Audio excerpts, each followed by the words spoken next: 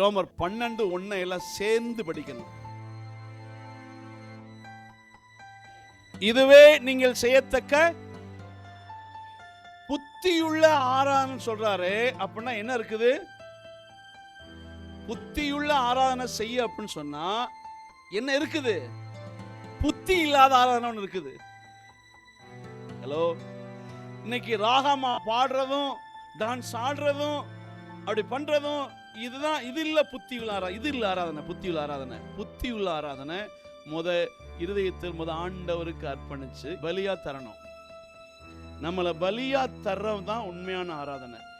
என்னவே கர்த்தருக்கு கொடுத்துட்டேன் அப்படின்னா என்னால கைதட்டாம இருக்க முடியுமா? என்னவே அவருக்கு பலியா தந்துட்டேன் அப்படின்னா சத்தமா பாடாம இருக்க முடியுமா? முடியாது.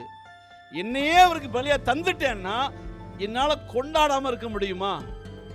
பரிசுத்த ஆவியில் நிறைந்து தேவ சமூகத்தில் நிற்கும் பொழுதுதான் அந்த மகிழ்ச்சி ஆனந்த தைல ஊற்றப்படும்.